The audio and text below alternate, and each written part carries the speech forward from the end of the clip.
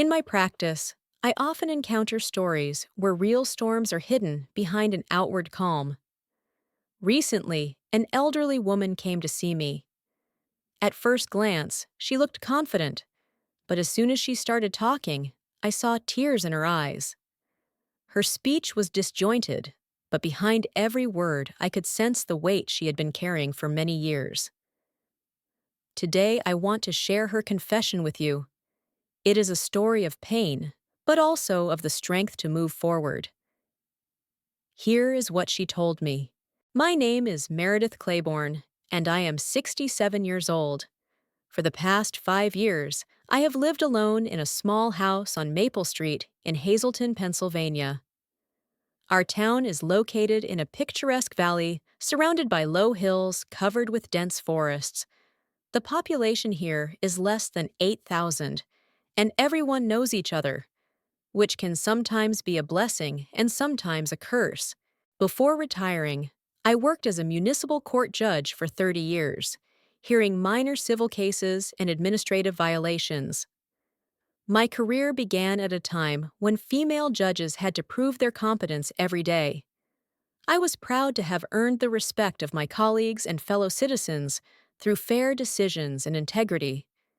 I never compromised my conscience, even if it could cause trouble. My husband Robert died of a heart attack 5 years ago when I was 62. He worked as an engineer for a local construction company, and we had been married for 38 years. Robert was a quiet and reliable man, a wonderful father and husband.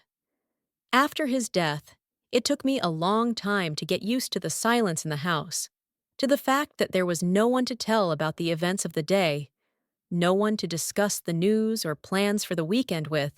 We have one daughter, Cordelia, who is 42 years old. I also have a younger brother, Wesley, who is 64.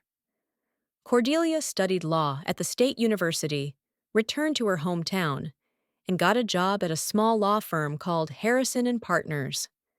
She specializes in family law and real estate, and her clients respect her for her professionalism and honesty. 8 years ago, Cordelia married Trent McCormick, who works as a firefighter for the local department. Trent is from a neighboring town and moved to Hazleton after the wedding. He is an open and kind person with a good sense of humor, and I have always believed that my daughter made the right choice. Wesley, my younger brother, is a veterinarian and lives in a neighboring county, about 40 minutes away from us. He has never been married and says that his calling is to treat animals and that he doesn't have enough time for a family. Wesley visits me less often than I would like, but we talk on the phone regularly, and he is always ready to help if I need anything. After my husband's death, I got used to being alone, although my daughter visits me almost every week, and I have a good relationship with Trent. He often helps me around the house, fixing things, moving heavy objects, clearing snow from the driveway in winter. Sometimes the three of us have dinner at my house or go to a local restaurant. I was happy to see how happy they were together, how they cared for each other. My house is small, 2 stories, built in the 1950s. On the first floor is the living room, kitchen, and a small study where Robert used to work on his drawings, and now I read and do crossword puzzles. On the second floor are 2 bedrooms and a bathroom.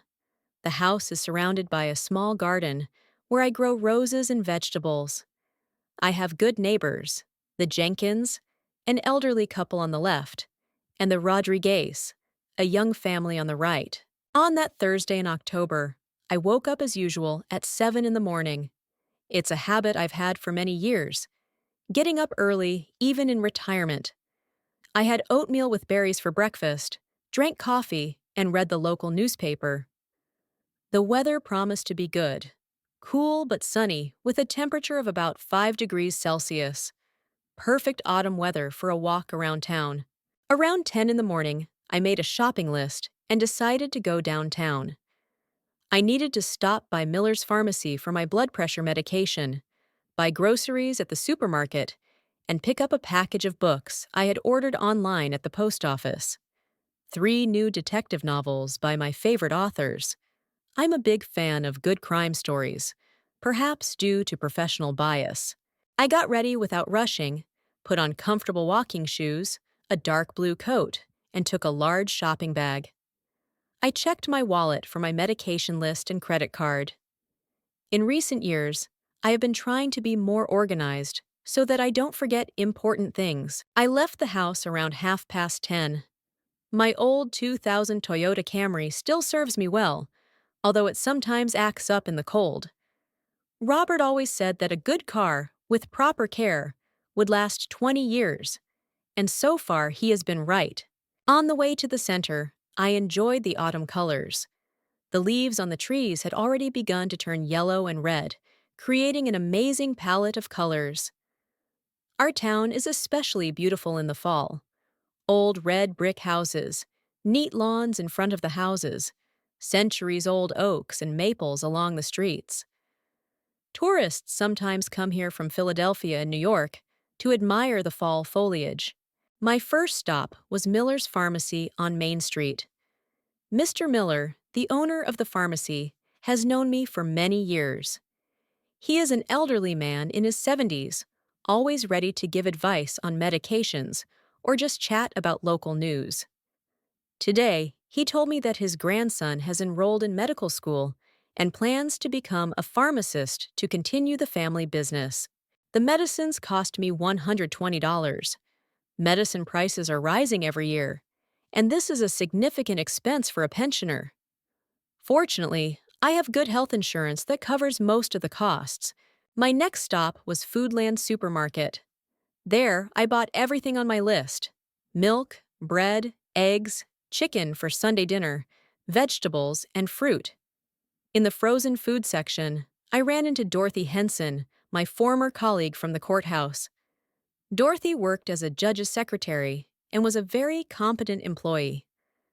Since retiring, we rarely see each other, but we are always happy to catch up. Dorothy told me the latest news from the courthouse. The new judge who took my place, a young man of about 35, is, according to her, too lenient with offenders. And the secretary who replaced Dorothy constantly mixes up documents and makes mistakes in the minutes. We both shook our heads, remembering the good old days when everything was done professionally and responsibly. The conversation with Dorothy lasted longer than I had planned. We stood by the refrigerators with dairy products and discussed the changes in the city, the new stores that had opened, and the old ones that had closed. Dorothy complained about her health. She has joint problems. And I told her about my new hobby, gardening. By the time I finally paid and loaded my purchases into the car, it was almost 4 o'clock in the afternoon. My last stop was to be the post office, and I drove there thinking that I would soon be home and able to make myself a cup of tea and watch the evening news. The post office was located in an old brick building on the corner of Main Street and Church Street. It is one of the oldest buildings in the city, built in the 1920s. Next to it was a small parking lot with space for 12 to 15 cars. It's not usually very crowded there, especially on weekdays after 3 o'clock. As I approached the post office building, I noticed a familiar blue car, a 2007 Honda Civic. I recognized it immediately because I remembered the license plate number and the small dent on the rear bumper that appeared 2 years ago after a minor collision in a supermarket parking lot. It was my daughter, Cordelia's car. I was surprised to see it there. Cordelia usually has a lot of work at the office on Thursdays. She often told me that Thursday is the busiest day of the week because many clients want to finish their business before the weekend. In addition, she usually lets me know if she plans to go downtown, especially if there is a chance we might run into each other. I parked 2 spots away from her car and was about to get out when I noticed someone sitting in the Honda. Looking closer, I saw that there were 2 people in the car. A man I didn't know was sitting in the driver's seat, and my daughter was in the passenger seat. They were sitting very close to each other, practically hugging. At first, I thought that maybe Cordelia was giving someone a ride, or that they were discussing some business matter. But when I looked more closely at their poses and facial expressions, it became clear that something completely different was going on. Cordelia and this unfamiliar man were kissing. They were kissing passionately, intimately, forgetting about everything else in the world. His hand was on her neck, his fingers tangled in her dark hair. Her hands clutched the lapels of his jacket, pulling him closer. This was not a friendly kiss, not a casual gesture. It was intimacy between people who knew each other very well and had strong feelings for each other. I sat in my car, holding the steering wheel, and couldn't believe my eyes. My daughter, who had been married for 8 years, who had always seemed to me to be a model of decency and fidelity, was kissing some man in broad daylight in the parking lot near the post office. In our small town, where everyone knows each other and gossip spreads at the speed of light, my heart was pounding, my mouth was dry. My hands began to shake, and I gripped the steering wheel tighter to calm myself. In all my life, in all my years as a judge, when I have seen many human weaknesses and vices, I have never experienced such a shock. It is one thing to hear cases of divorce and infidelity involving other people, and quite another to encounter it in your own family. The man looked about 45, maybe a little older. He had dark, slightly graying hair, neatly trimmed. He was well-dressed, white shirt, dark blue jacket, and looked like a successful businessman or professional. I couldn't really see his face from my angle, but it was clear that it wasn't Trent. My brother-in-law is a large man with broad shoulders and blonde hair, while this man was slimmer, more elegant, and had a completely different hair color. I knew I had to leave immediately without attracting attention. The last thing I wanted at that moment was to make a scene right there in the parking lot, or be seen by my daughter in such a compromising situation. I needed time to think about what was happening and decide what to do next. Slowly, trying not to slam the door or attract attention, I started the car and carefully drove out of the parking lot. In the rearview mirror, I could see that they were still absorbed in each other and hadn't noticed my presence. I could pick up the package tomorrow or Monday. It didn't matter at all right now. The drive home seemed to take forever, even though it was only a 5-minute drive from the post office to my house. I drove slowly, automatically turning the steering wheel where necessary, but my thoughts were elsewhere. The same questions kept running through my head. How long has this been going on? Does Trent know? Does anyone else in town know? And most importantly, how could this have happened in our family? After parking near my house, I sat in the car for a while, trying to calm down. My neighbor, Mrs. Jenkins, was watering the flowers in her yard and waved at me. I waved back and tried to smile, even though I was boiling inside. I brought the groceries into the house and put the bags on the kitchen table, but I didn't unpack them. I went into the living room and sank into my favorite armchair by the window. My hands were still shaking, so I folded them in my lap, trying to pull myself together. Throughout my career as a judge, I have seen many human vices and weaknesses. I had heard divorce cases, listened to stories of infidelity and betrayal, and seen families fall apart because of one spouse's unfaithfulness. I always tried to remain objective and fair, not to judge people for their weaknesses, understanding that life is complicated and not all actions can be explained by logic.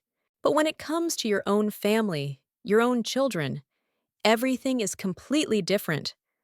I raised Cordelia strictly, teaching her to be honest, decent, and responsible for her actions.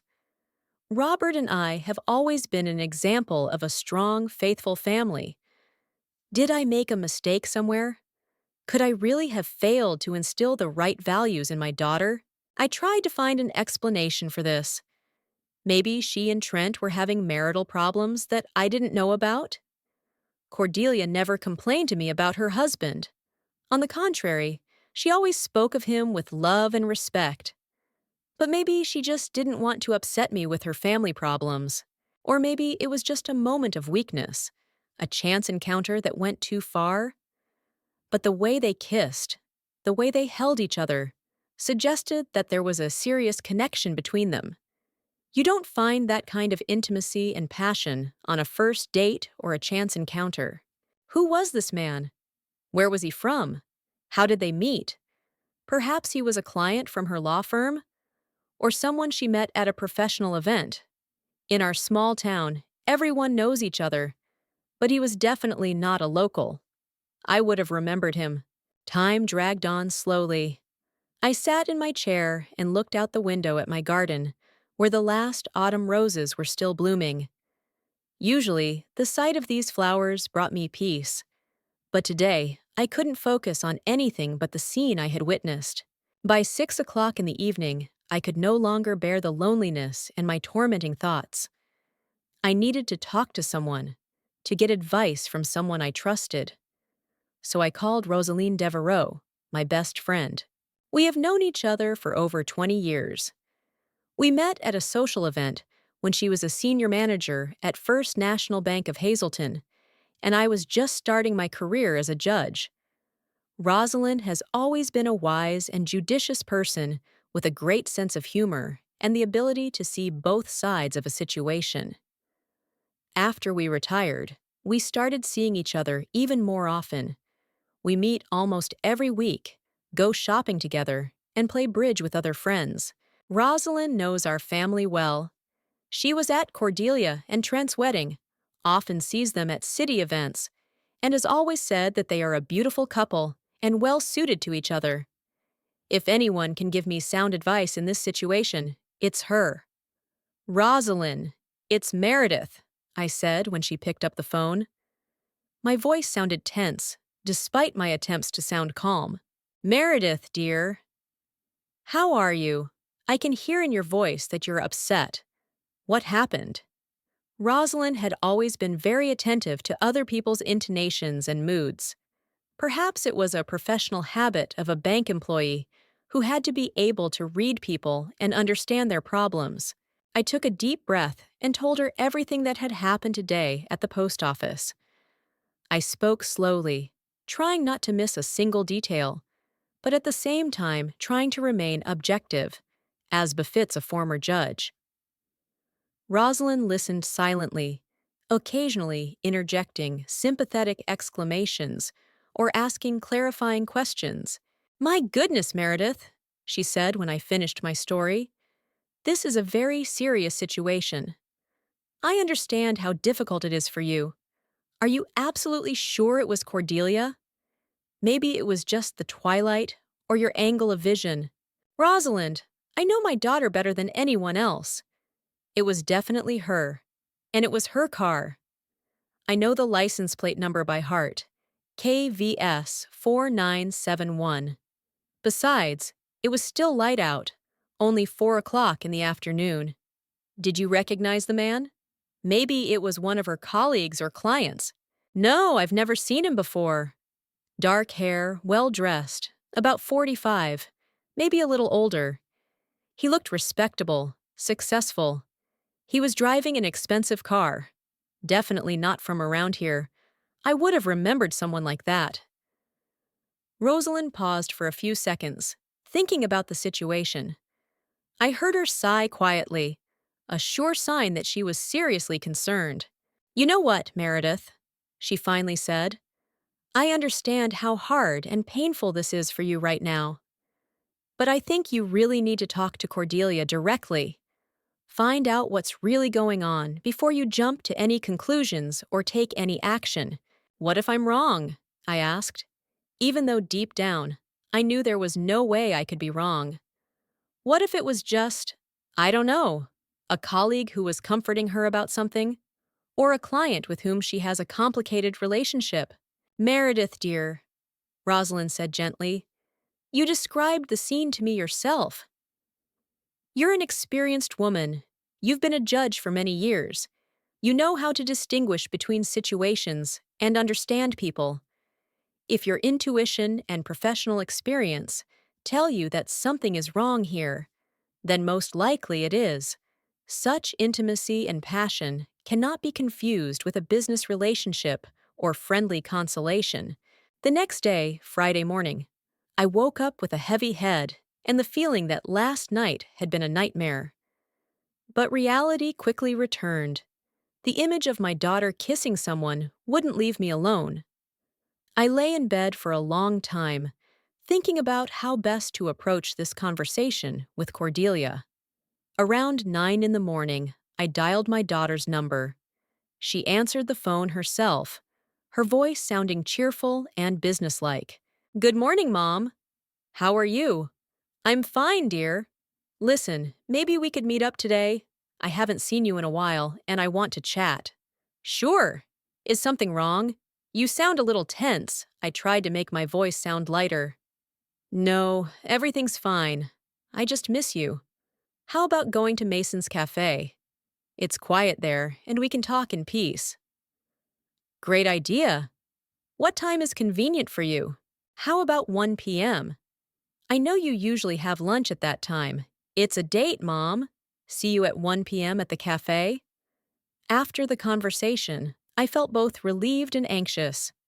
On the one hand, it was good that I had managed to arrange a meeting without arousing suspicion. On the other hand, the upcoming conversation frightened me. How to bring up such a topic? How not to hurt my daughter's feelings, but at the same time find out the truth? I spent the rest of the morning doing chores around the house. I sorted through yesterday's groceries, which were still sitting on the kitchen table, and made a light breakfast. But I didn't really feel like eating. My nerves were getting the better of me.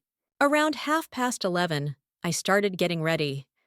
I put on a dark blue suit that always made me feel confident, perhaps a remnant of my judicial habits. I carefully styled my hair and applied a little makeup. I wanted to look calm and collected, so that my daughter wouldn't suspect how nervous I was. Mason's Cafe was located in the city center, in an old Victorian house that had been converted into a restaurant many years ago. The owner, Frank Mason, had returned to his hometown after serving in the Army and opened this establishment. The cafe was popular with locals. It served good home-style food, the coffee was excellent, and the atmosphere was conducive to quiet conversation. I arrived 5 minutes early and chose a table in the far corner of the room, away from the other patrons. At this time of day, the cafe was not very crowded. There were a few elderly couples and a group of middle-aged women who, judging by their lively conversation, were discussing the affairs of the local charity committee. Cordelia arrived right on time. She was dressed in a gray business suit. Her hair was pulled back into a neat bun, and she was carrying a folder with documents. It was clear that she had come straight from work and was probably planning to return there after our meeting. "Hi, Mom." She kissed me on the cheek and sat down opposite me. "I'm so glad we could meet. I've been so busy with work that I can't even remember the last time I had a proper lunch." A young waitress I didn't know came over to take our order. Cordelia ordered a Caesar salad and coffee, and I just had tea with lemon. I still didn't feel like eating.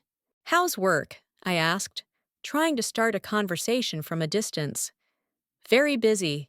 We have several big real estate deals right now, plus 2 divorces. You know how it is. People can't agree peacefully, and everything has to be decided in court." The mention of divorces seemed like an ominous sign to me. I wonder if my daughter is projecting her own problems onto her work. "How's Trent?" "I haven't seen him in a while." "He's doing well. It's his birthday next week, by the way. We're thinking about how to celebrate. We'll probably invite a few friends over. Nothing special." Cordelia's face didn't show anything suspicious when she talked about her husband. She looked calm, even a little tired, but not guilty or tense, as I had expected. Our order arrived.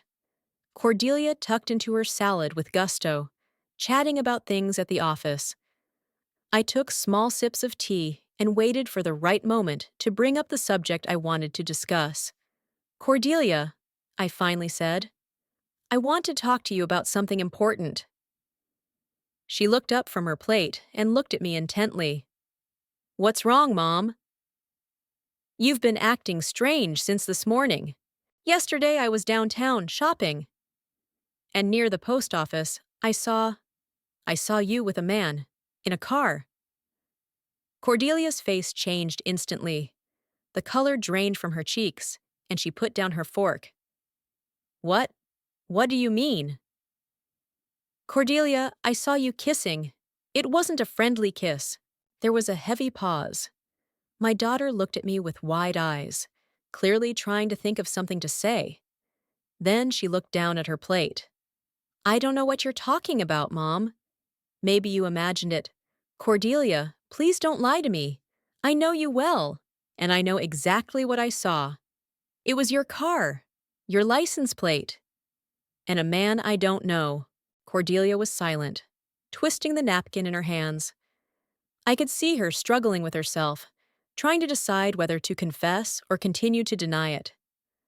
Mom, it's not what you think. Then what is it, Cordelia? Explain it to me. She looked up, and I saw tears in her eyes. He's a client. We have a difficult case. He's going through a divorce. Yesterday was a particularly hard day for him, and I was trying to support him. Cordelia, I wasn't born yesterday. What I saw was not professional support. It was intimacy between a man and a woman. My daughter suddenly stood up abruptly from the table. I need to use the restroom. She left, leaving me alone with my thoughts. I understood that she was trying to buy time, to gather her thoughts. Perhaps she was considering whether to tell the truth or to insist on her version of events. Cordelia returned in about 5 minutes. Her eyes were red. It was clear she had been crying. She sat down and was silent for a long time. Mom, she finally said in a quiet voice, I'm sorry. My heart sank. So my suspicions had been confirmed. Tell me everything, dear. His name is David Carter. He's a lawyer from Scranton, and we met at a family law seminar 3 months ago. At first, we just talked about work and exchanged experiences. And then it just happened. Cordelia spoke without looking up, her voice trembling. I didn't plan this, Mom. I didn't want to betray anyone, but he understands me. We can talk for hours. Trent and I have a good relationship, but he's a simple man, and sometimes we don't find common topics to talk about. Cordelia, do you understand what you're doing? You're cheating on your husband, who loves you and trusts you. I know, Mom. I know, she sobbed. I suffer from it every day, but I can't stop. When I'm with David, I feel alive, interesting, desired. What will happen to your marriage? To Trent? I don't know. Honestly, I don't know. I don't want to lose him. He's a good man. But I can't give up David either. I took my daughter's trembling hand in mine. Cordelia, listen to me carefully. What you're doing will come out sooner or later. It's impossible to keep things like this hidden for long in our town. And then everyone will suffer. You, Trent, and this David, if he has a family. He has a wife and 2 children, Cordelia admitted quietly. My God! Cordelia, you're destroying 2 families! Don't say that, Mom, please. It's hard enough for me as it is. I paused, trying to find the right words.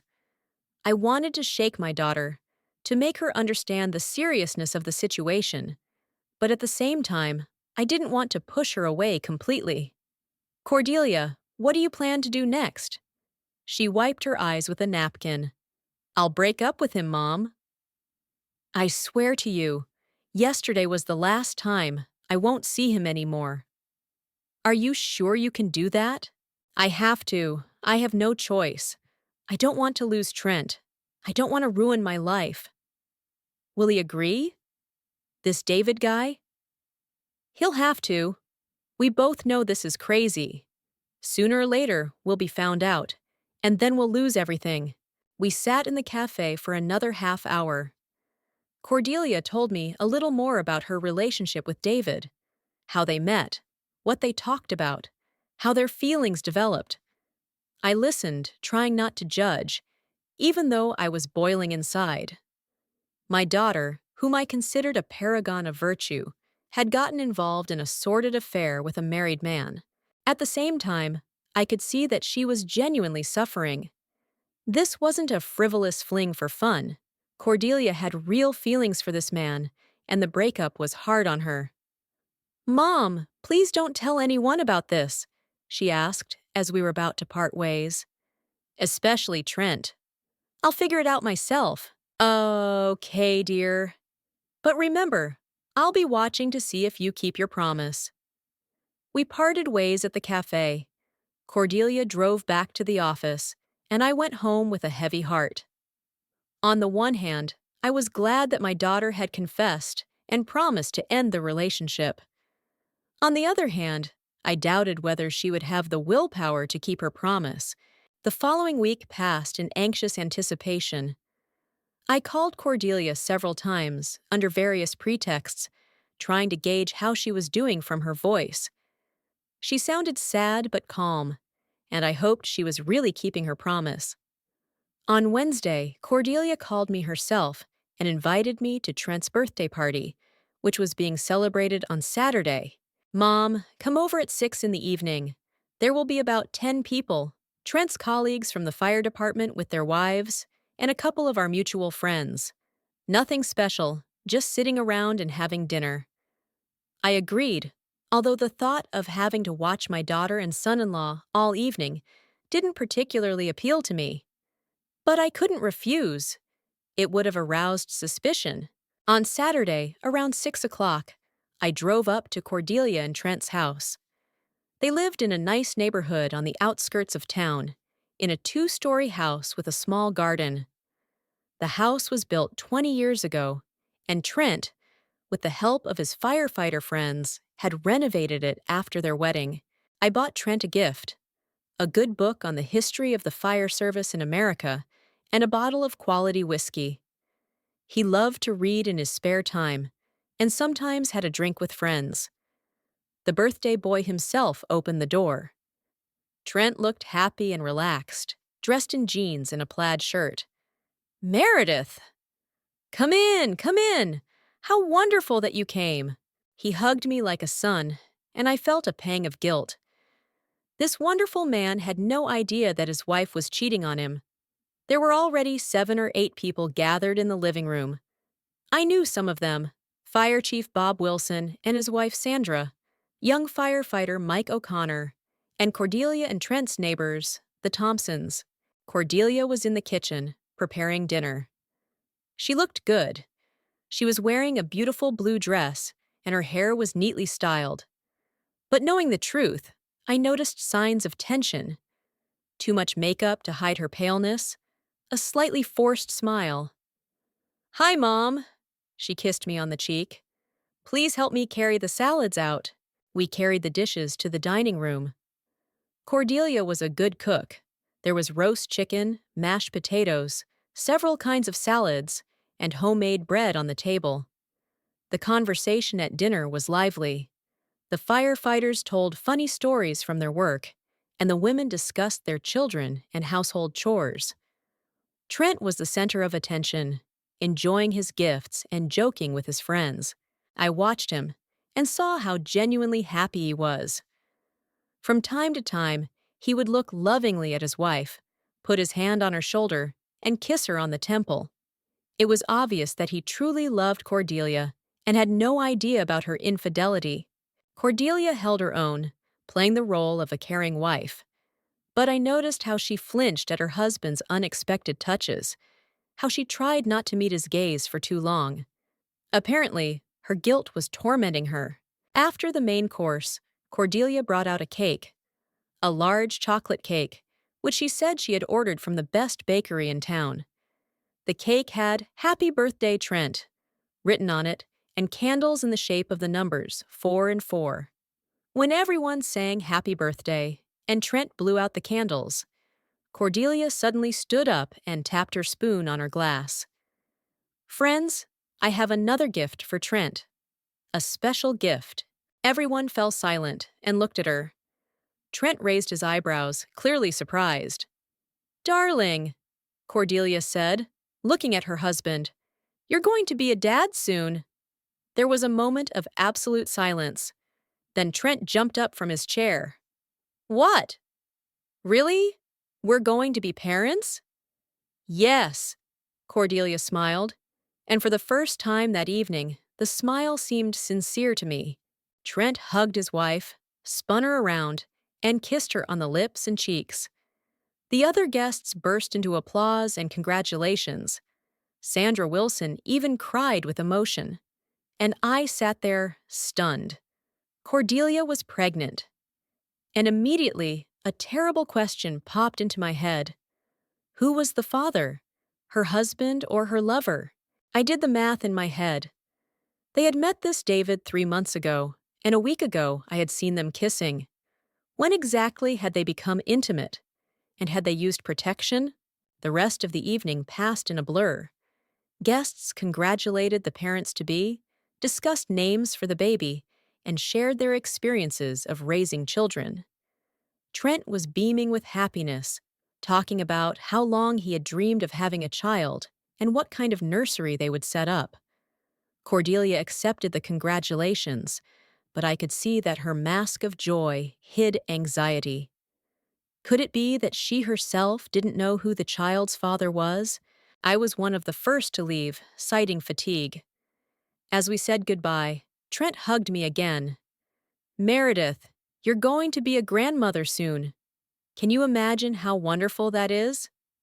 Yes, Trent, it's wonderful, I said, forcing a smile. Cordelia walked me to my car. Mom, I can see what you're thinking. But trust me, everything will be fine. Cordelia, tell me honestly, do you know who the father of this child is? She paused for a second, then said firmly, Trent. Trent is the father, but I saw doubt in her eyes. The next few months passed agonizingly slowly. Every day I woke up with the same anxious thoughts. Whose child would my daughter be having? And every day I watched Trent prepare to become a father, unaware that he might be raising someone else's child. During this time, I saw Cordelia and Trent many times. They visited me regularly. We met for family dinners on Sundays and went shopping together for the future baby. Trent was on cloud 9. He furnished the nursery, painted the walls a soft yellow, assembled the crib, and bought a stroller. He talked about how he would teach the child to ride a bike, play baseball, and read before bed. Cordelia remained calm, playing the role of a happy mother-to-be. But knowing the truth about her past relationship, I watched her closely and noticed signs of hidden anxiety. She became more withdrawn, smiled less often, and sometimes caught my eye and quickly looked away. Several times, I tried to carefully bring up the man I had seen her with at the post office. I asked if the client with whom she had a complicated relationship was calling her. Cordelia replied briefly that she no longer worked with him or communicated with him, and that was the end of the conversation. But I still had my doubts. What if she was lying? What if the relationship was still going on, only now they were being more careful? Several times, I deliberately drove past the post office at different times of the day, looking for the familiar blue car or the man's dark gray car. But I didn't see anyone else. Rosalind, the only one who knew about my suspicions, regularly asked about the situation. We met at our usual tea parties, and she always asked how Cordelia was doing and if there were any new signs of trouble. Meredith, she said, maybe you're thinking too much about it.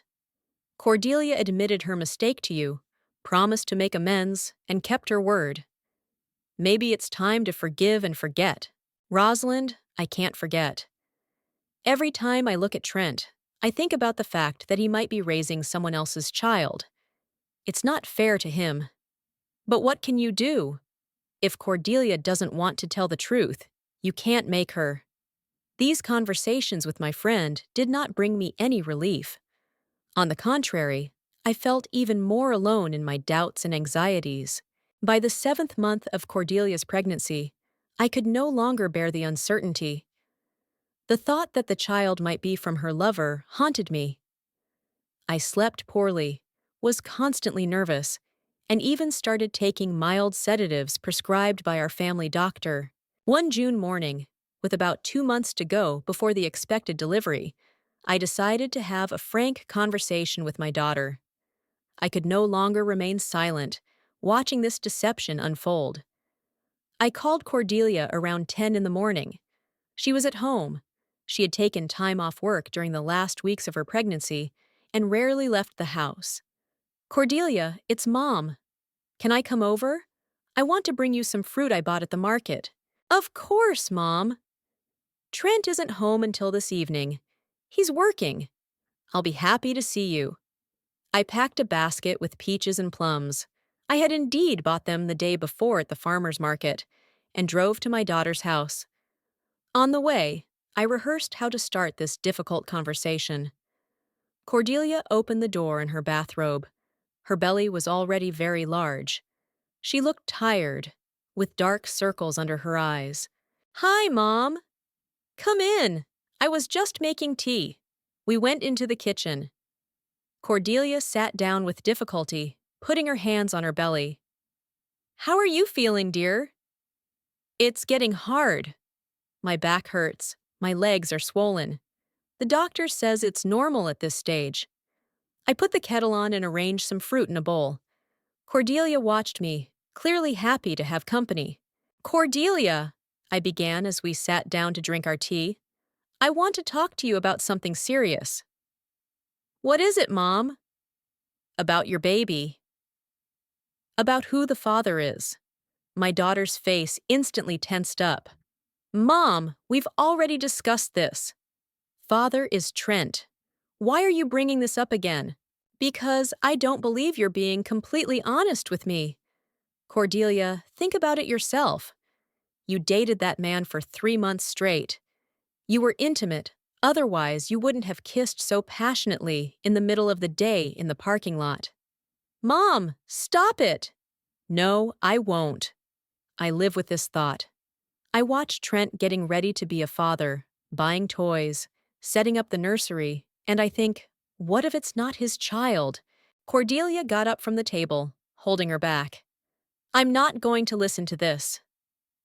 "You're paranoid, Mom." "I'm not paranoid, I'm a realist. Tell me honestly, when exactly did you and that man, David, become physically intimate?" "That's none of your business." "It's very much my business. I'm your mother and your future grandmother. I have a right to know the truth." Cordelia paced around the kitchen, clearly trying to calm herself down. Then she turned to me. "Fine. If you want to know so badly, yes, we were intimate. But it was only a few times, and I know for sure that I got pregnant from Trent." "How can you know that? Are you a doctor? Can you determine exactly when conception occurred?" "Mom, you're being awful. Why can't you just be happy that you're going to have a grandson or granddaughter?" "Because I can't stand by and watch a good man be deceived. Trent deserves to know the truth. If there's even the slightest chance that the child isn't his, he needs to know." Cordelia sat back down and covered her face with her hands. "Mom, I beg you, don't do this. Don't destroy my family." "I'm not destroying your family, Cordelia. You destroyed it yourself when you cheated on your husband." "It was a mistake." "I regret it every day."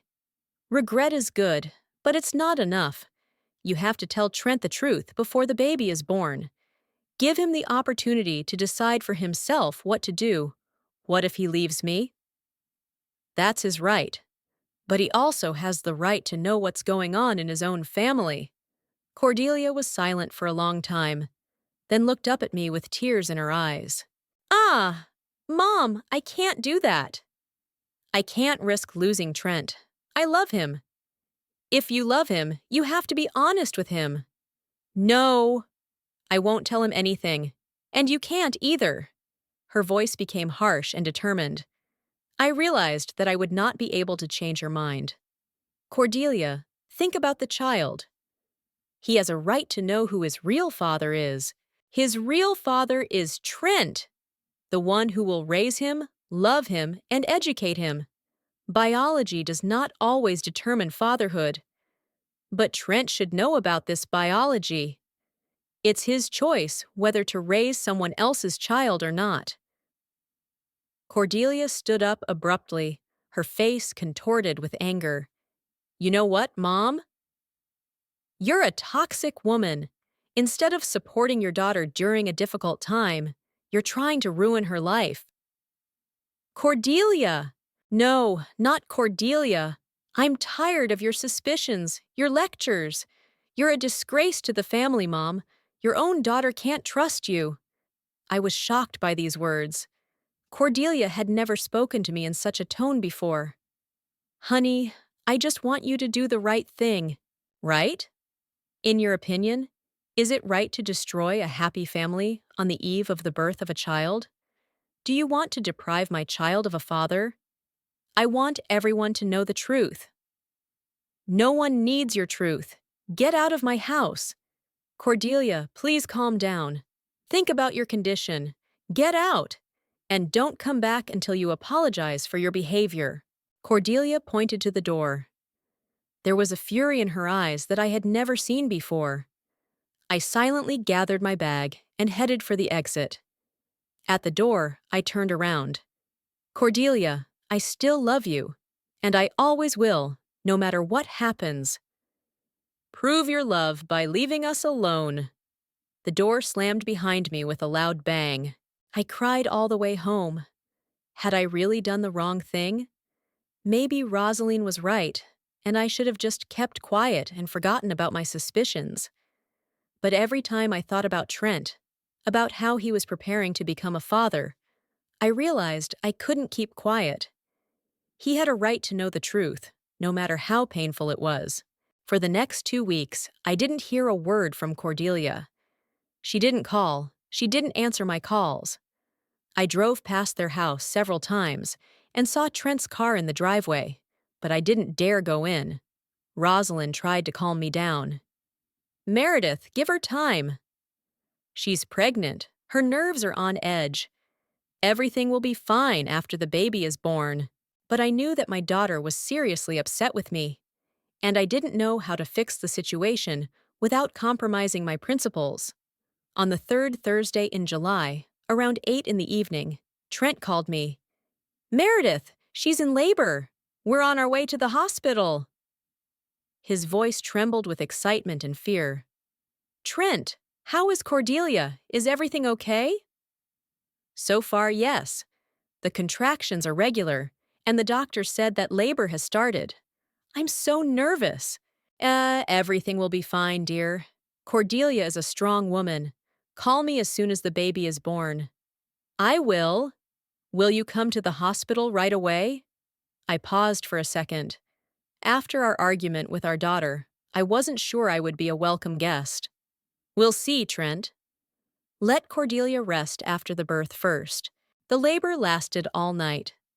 Around 6 in the morning, Trent called, his voice hoarse with fatigue but happy. Meredith! We have a daughter. She's beautiful. 4 kilograms, 200 grams. Cordelia did great. She handled it perfectly. Congratulations, Trent! What are you going to name her? Emily. Emily Rose McCormick. Meredith, she's so beautiful. She's the spitting image of Cordelia as a child. Interesting, I thought. Does she really look like Cordelia? Or is Trent just seeing what he wants to see? When can I come and see the baby? I think this afternoon. Cordelia is resting now, but she should wake up in the evening. I arrived at the hospital around 4 o'clock in the afternoon. I bought a bouquet of flowers for my daughter and a little pink toy for my granddaughter. My heart was pounding with excitement. I was finally going to see the baby and maybe find out who she looked like. Trent was in the room, holding a tiny bundle wrapped in a pink blanket. Cordelia was lying in bed, looking pale and tired, but calm. "Mom!" she said when she saw me at the door. There was no joy in her voice, more surprise, and a certain wariness. "Hello, dear. Congratulations on your daughter." I walked over to the bed and placed the flowers on the nightstand. "Trent, show me Emily." He carefully handed me the baby. I took my granddaughter in my arms and looked closely at her face. The baby was really beautiful. Rosy cheeks, dark hair, a small snub nose. But it was hard to say who she looked like. All newborns look pretty much the same, and it's almost impossible to determine the resemblance to either parent. "She's beautiful," I said, returning the baby to Trent. "Isn't she?" He beamed with pride. "I think she'll have her mother's eyes." Cordelia watched us silently. When our eyes met, I saw a warning in her eyes. "Don't bring up the old topic." I stayed in the room for about half an hour. The conversation was tense, and we only discussed neutral topics: the baby's health, plans for discharge, setting up the nursery at home. When I was about to leave, Cordelia asked Trent to step out for a few minutes, saying she wanted to talk to me alone. "Mom," she said when we were alone, "I want you to know. What happened between us 2 weeks ago changed a lot of things." "Cordelia, I didn't mean to hurt you." "Yeah, it doesn't matter what you wanted." "What matters is what you did. You tried to destroy my family on the eve of the birth of my child. I just wanted everyone to know the truth." "Your version of the truth almost gave me a nervous breakdown." "Because of you, I went into premature labor that day." "I didn't know that. So our conversation really did have a big impact on my daughter." "Cordelia, I'm sorry. I didn't mean to hurt you or the baby." "It's too late for apologies, Mom. I've made a decision. Until you change your attitude toward my family, until you stop suspecting me and coming up with conspiracy theories, I don't want you to have any contact with my daughter." "What do you mean?" "I mean, you won't be able to see Emily. You won't be able to visit us, attend family celebrations, or babysit your granddaughter." It was like a punch in the gut. I didn't expect such a harsh decision. "Cordelia, you can't take away my right to be a grandmother." "I can, and I am." Toxic people should not influence the upbringing of children. "I'm not toxic. I just want to protect the integrity of our family." "Your integrity is destructive, Mom. Until you understand that, we have nothing to talk about." Trent returned to the room with a cup of coffee. "Well, ladies, what were you talking about?" "Mom is leaving," Cordelia said curtly. Trent looked at us in surprise. "Meredith, maybe you'll stay a little longer?" "I wanted to show you the photos I took in the delivery room." "No, Trent, thank you. It's time for me to go." I kissed my daughter on the forehead. She didn't pull away, but she didn't respond to the affection either. I said goodbye to Trent and left the room with a heavy heart. In the hospital corridor, I leaned against the wall and closed my eyes. Was this really the end? Would I never see my granddaughter again? Had I done the right thing by insisting on my way? I had no answers to these questions. 2 weeks had passed since Cordelia forbade me to see my granddaughter. 2 weeks of agonizing loneliness and wondering if I had done the right thing. Every morning, I woke up hoping that my daughter would call and say she had changed her mind. But the phone remained silent. I tried to distract myself with household chores. I went through my entire wardrobe, tidied up the storage room, and repotted my indoor plants. But nothing helped to lift the heaviness in my heart. Rosalind came to visit several times and tried to comfort me, but even her presence brought no relief. On Thursday, around 3 o'clock in the afternoon, a familiar car pulled up to my house, an old red Ford pickup truck. It was my brother Wesley's car. I was surprised. He rarely came without warning, usually calling ahead. Wesley got out of the car, looking serious and a little worried. He was wearing work jeans and a plaid shirt. Clearly, he had come straight from the veterinary clinic. He was carrying a small box of cookies. He always brought me something tasty. "Hi, Meredith," he said, kissing me on the cheek. "Can I come in?" "I want to talk to you." "Of course, come in." "Would you like some tea?" I wouldn't say no. We went into the kitchen. Wesley sat down at the table while I put the kettle on and got out the cups. My brother was silent, clearly thinking about how to start the conversation. "Wesley, what's wrong? You look worried." He sighed and looked at me intently. "Meredith, I ran into Trent in town yesterday. We talked for a bit, and he told me they had a baby girl. I congratulated him and asked how his mother was doing. I tensed up, sensing where this was going. And what did he say? He said something very strange, that for some reason you're not talking to them, that Cordelia is upset with you, but he doesn't understand why. Trent seemed upset and said he tried to find out the reason for the conflict from his wife, but she refuses to explain." Wesley paused, pouring himself some tea. "Then I called Cordelia at work. I wanted to congratulate her on the birth of her daughter and find out what was going on between you. But as soon as I mentioned your name, she became cold and said she didn't want to discuss the subject." "I see. Meredith, what's going on? Why has the whole family turned their backs on you? I've known you my whole life, and you're not the kind of person who creates problems out of thin air." I was silent for a long time, staring at the teacup in my hands.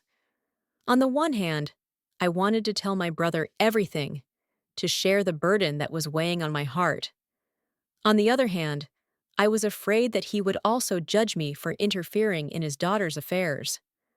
"Wesley, it's a long and complicated story." "I have time. Tell me." And I told him. I started with that October day when I saw Cordelia with a strange man at the post office. I told him about the conversation in the cafe when my daughter confessed to her infidelity and promised to break up with her lover. About Trent's birthday, when Cordelia announced her pregnancy. About my doubts and fears throughout the 8 months of pregnancy. Wesley listened silently, nodding occasionally. When I got to the part where I demanded that my daughter confess her infidelity to Trent, he shook his head. "Meredith, I understand that it was difficult for you, but it was a mistake." "Why was it a mistake? Trent has a right to know the truth." "He does, but not from you. Cordelia should have done it herself when she was ready." What if she's never ready? What if Trent spends his whole life raising someone else's child without knowing it? Wesley got up from the table and paced around the kitchen. "Sister, I understand your motives. You've always been a person of principle, intolerant of lies and deceit. That makes you a good judge, but not always a good mother." His words hurt me. "So you think I'm a bad mother?" "Not bad, but sometimes too straightforward. People aren't defendants in your courtroom. They have the right to make mistakes, to try to fix things their own way." We were silent. My brother's words contained a truth I didn't want to admit. "Wesley, what would you do in my place?" "Honestly? I don't know. Maybe I would try to talk to Cordelia again, more gently. I would explain to her how much pain she would cause Trent if the truth ever came out. I tried, but she wouldn't listen. Then maybe you should have backed off. Given her time to come to the right decision on her own. What if she doesn't?" Wesley sat back down at the table and looked me in the eyes. "Meredith, are you sure the baby isn't Trent's? Maybe your suspicions are unfounded?" I thought about it. Indeed, I didn't know for sure. I only saw that scene at the post office and heard my daughter's confession about her relationship with another man. But when exactly did their intimacy begin? How long did it last? I didn't know. "I'm not sure," I admitted, "but there's a possibility, and Trent should know about it." Okay. Let's say you're right. What do you plan to do next?" "I don't know. Cordelia has forbidden me from communicating with my granddaughter. The whole family has turned their backs on me. Maybe I just have to accept it." Wesley looked at me for a long time, then said, "What if we talk to Trent directly?" "What do you mean?" "Tell him what you told me. Give him the opportunity to decide for himself what to do with this information." I was shocked by this suggestion. "Wesley, I can't go to my brother-in-law and tell him that his wife cheated on him." "Why not? You believe he has a right to know the truth?" "Yes, but it will destroy their marriage." "Meredith, you yourself said that a marriage built on lies has no value. If Trent learns the truth and decides to forgive his wife, that's his choice. If he decides to leave, that's also his choice." My brother's suggestion seemed both logical and terrible to me. On the one hand, he was right. If I really believed Trent should know the truth, why not tell him myself? On the other hand, it meant a permanent break with my daughter. What if I'm wrong? What if the child really is Trent's, and I destroy a happy family with my suspicions? Then he can take a paternity test. It's a simple procedure these days, and it can be done without his wife knowing. Wesley, are you seriously suggesting that I go to my brother-in-law and advise him to secretly test whether the child is his? Either you believe that the truth is more important than family harmony, or you don't. But you can't be tormented by doubts and do nothing. After my brother left, I sat in the kitchen for a long time, thinking about his words. Wesley was right. I had to decide where I stood. Either forget everything and try to make peace with my daughter, or see this through to the end. For the next 2 days, I agonized over the choice. I imagined approaching Trent and telling him about his wife's infidelity. I saw his shock, pain, and disappointment. But every time I thought about him raising someone else's child without knowing it, I realized I couldn't keep quiet. On Sunday morning, I made my decision. I called the fire station and found out that Trent was on duty today. That meant he would be there until evening, and we could talk in private. Around 2 o'clock in the afternoon, I drove to the fire station. It was a large brick building on the outskirts of town, next to which there were always red fire trucks parked. I had been here several times before, on open house days when Cordelia introduced me to her husband's colleagues. After parking next to the building, I sat in the car for a while, gathering my courage. What I was about to do was an irreversible step. After this conversation, there would be no turning back. Finally, I got out of the car and walked up to the main entrance. The firefighter on duty, a young man I didn't know, politely asked what I was there for. "I'd like to speak with Trent McCormick. I'm his mother-in-law, Meredith Claiborne." "Of course, Mrs. Claiborne." "Come in, I'll call him." I was shown into a small break room with a sofa, several armchairs, and a television. A few minutes later, Trent appeared. He was wearing his firefighter's uniform and looked surprised but pleased by my visit. "Meredith!" What a pleasant surprise. "How are you? How are you feeling?" He hugged me like a son, and I felt a pang of guilt again. This good man had no idea why I had come. "Trent, I need to talk to you. About something serious." His expression changed. "What's wrong? Is something wrong with Cordelia? Is it Emily?" "No, they're fine. It's something else. Please sit down." We sat down on the sofa. Trent looked at me anxiously, waiting for an explanation. "Trent, you know Cordelia and I had a falling out, right?" "Yes," she told me. But she didn't really explain why. She just said you disagreed on some family matter. "Trent, what I'm about to tell you will be shocking, but I think you have a right to know the truth." He tensed up, apparently sensing something bad. "Meredith, you're scaring me." "What are you talking about?" I took a deep breath and began to tell him. About that day in October, when I saw Cordelia with a strange man. About her confession of infidelity. About my doubts regarding Emily's paternity. Trent listened silently, his face gradually turning pale. When I finished, he sat there for a long time without saying a word. Trent, say something.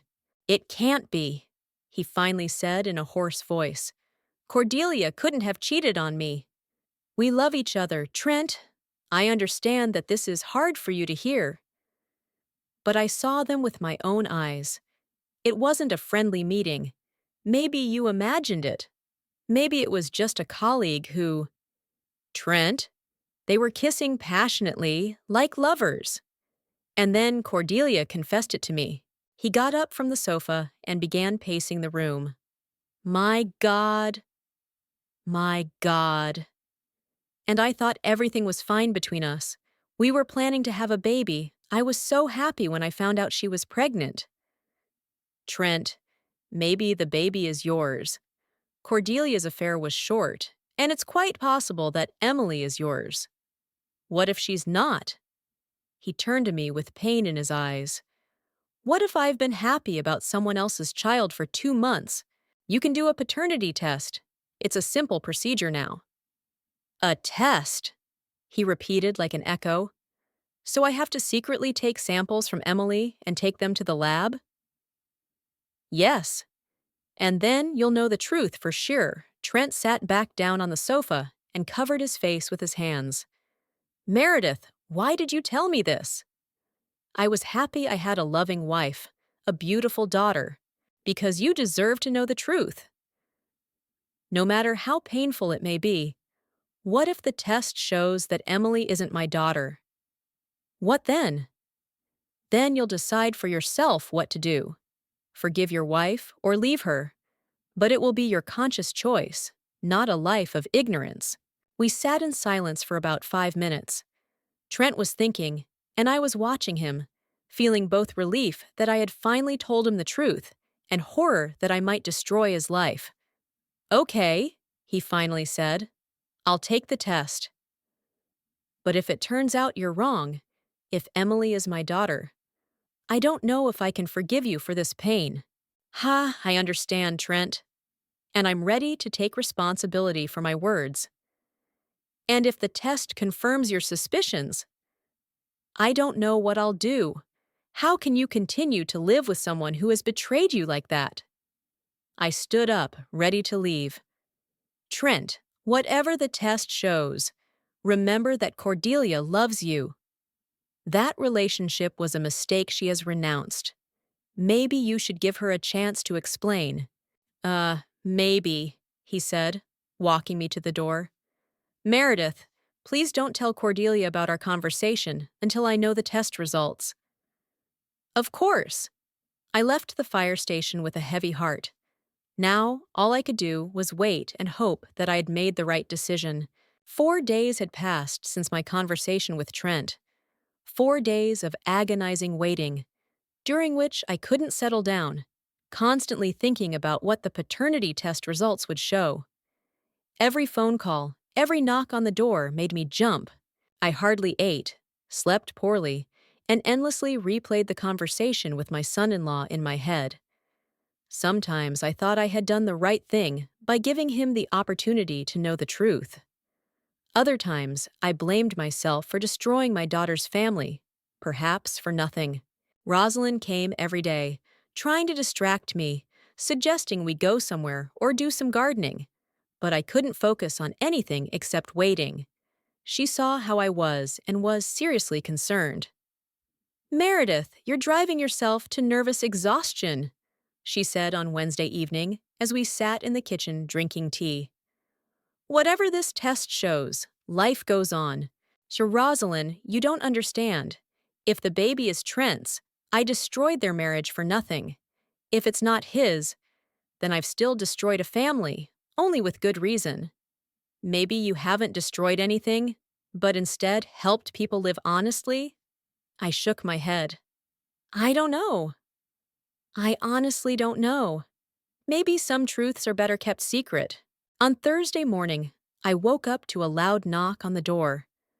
I glanced at the clock and saw that it was only 8 in the morning. Who could be coming so early? I threw on my robe and hurried to the front door.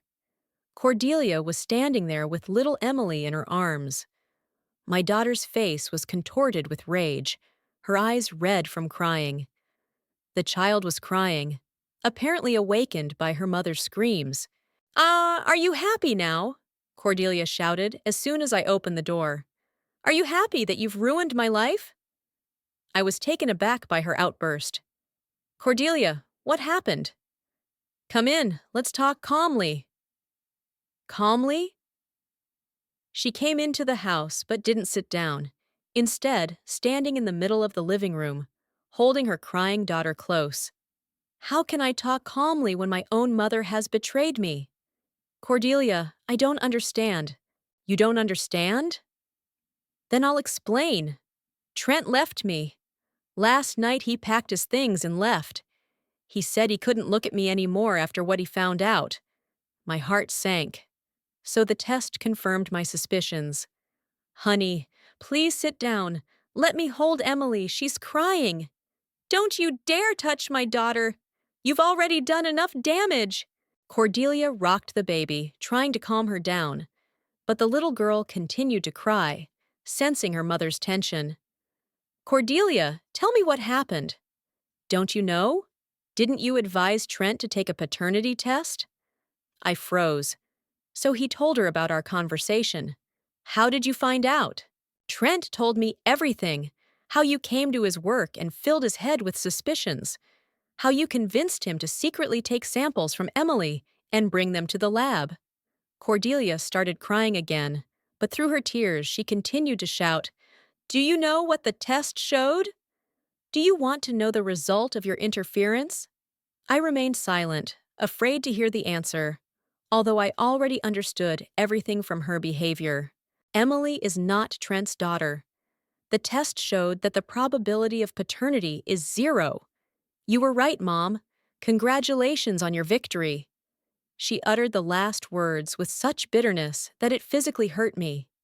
"Cordelia, I didn't want victory. I wanted the truth." "The truth?"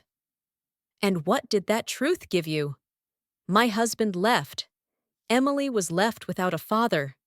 I was left alone with a child in my arms. That's what your precious truth gave me." Emily cried louder and louder, and I instinctively reached out to my granddaughter. "Cordelia, let me help you." "The child is hungry."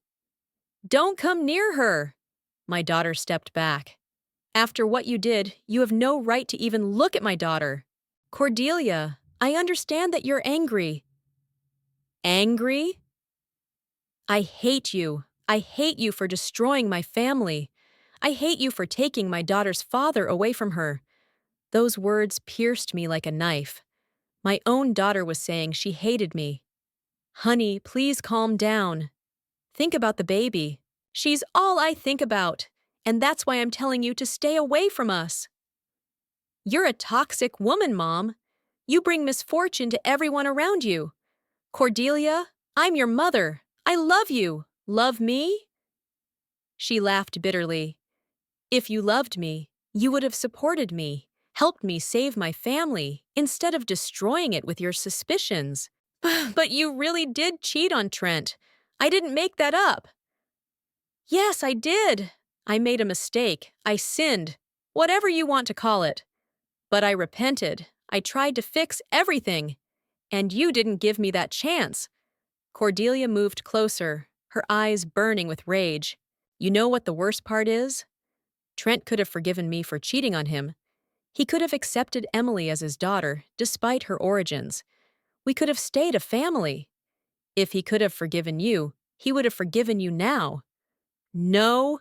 He said he couldn't forgive the lie, not the betrayal. The fact that I looked him in the eye for 9 months and said nothing. The fact that I let him believe Emily was his daughter. I was beginning to understand the scale of the disaster I could have caused. "Cordelia, maybe it's not too late to fix things." Talk to him again.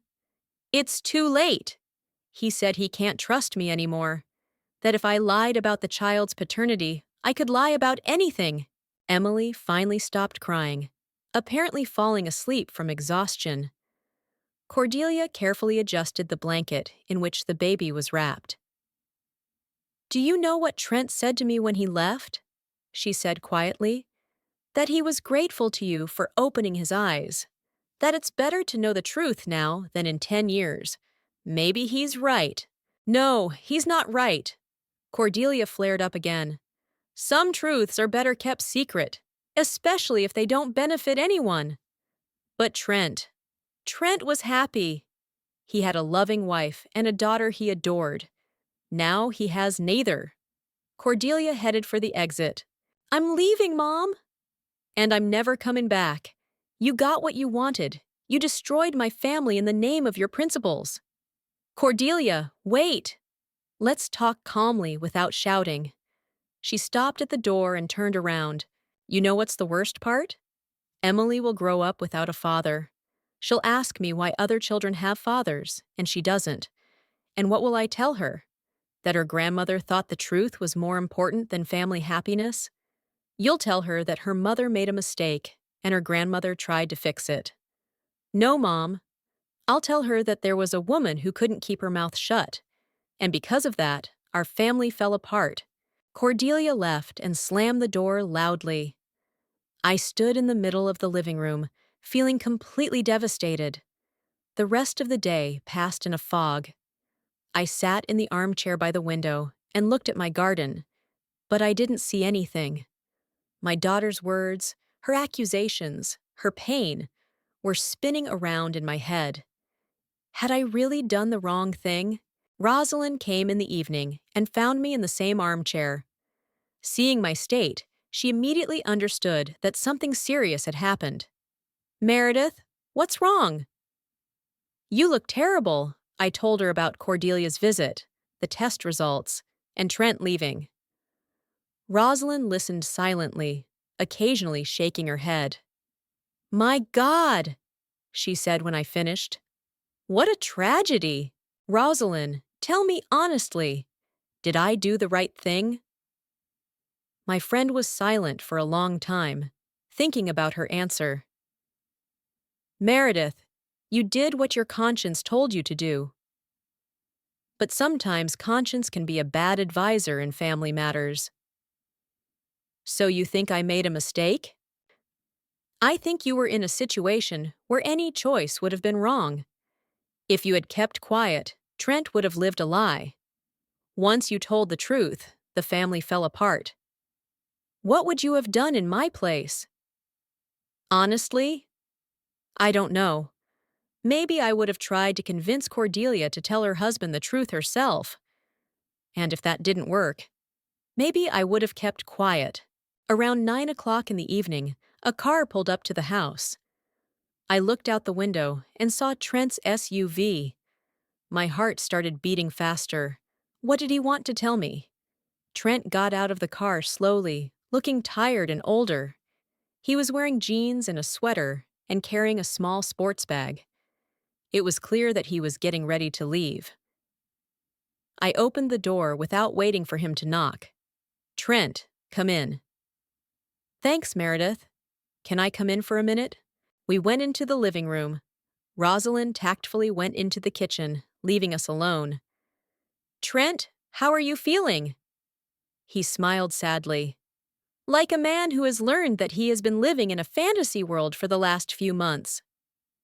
You know, it's a strange feeling to look at a child you thought was your daughter and realize that she's a stranger to you.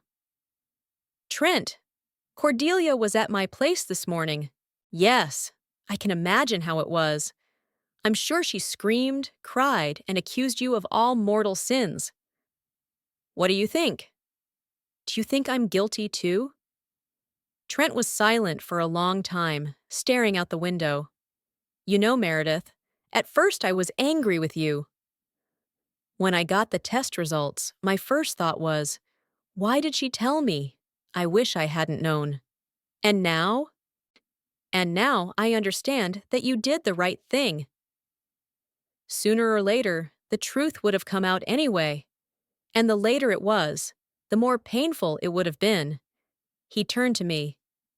Imagine if I had found out about this in 5 years. Or 10. When Emily would have started calling me Dad. When I would have become even more attached to her. Then it would have been much worse. Trent, can't you forgive Cordelia? She really regrets what happened. Meredith, it's not about the betrayal.